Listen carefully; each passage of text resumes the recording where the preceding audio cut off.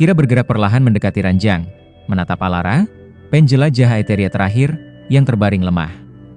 Kulit kelabunya dan mata ungu samarnya membuat Kira teringat pada penjaga kelabu di hutan kelabu. "Mengapa Anda tidak bisa kembali? Dan mengapa kristal hati ada di sini?" tanya Kira. Alara tersenyum pahit. "Karena gerbang bintang adalah mesin satu arah.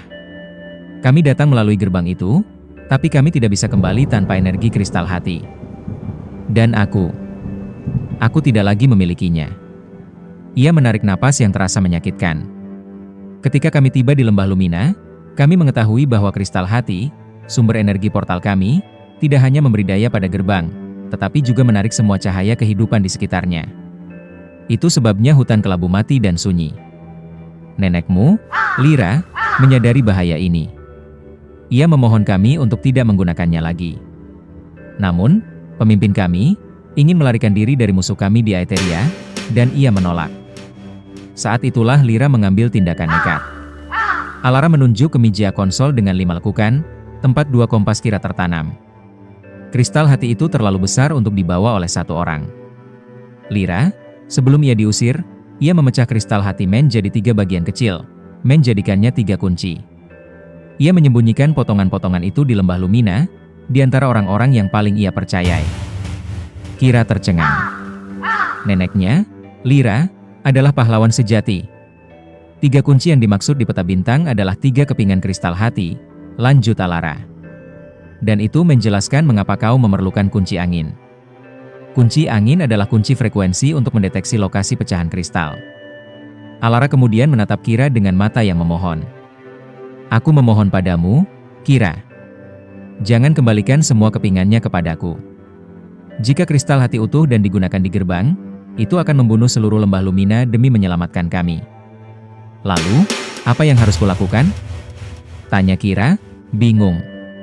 "Kau hanya perlu menemukan 2 kepingan. 2 kepingan cukup untuk menstabilkan gerbang bintang dan menutupnya selamanya, menghentikan kebocoran cahaya di hutan kelabu, tanpa harus mengorbankan lembahmu. Kepingan ketiga, biarkan ia tetap tersembunyi," jawab Alara. Kira mengangguk, menyadari tugasnya kini bukan lagi mencari penjelajah, tetapi mencari potongan kunci untuk menyelamatkan lembah Lumina. Alara kemudian menunjuk ke botol kunci angin yang dipegang Kira. "Sentuh kunci anginmu ke meja konsol. Itu akan mengungkap lokasi 2 kepingan yang paling mudah diakses." Kira meletakkan kunci angin di lekukan ketiga pada meja konsol.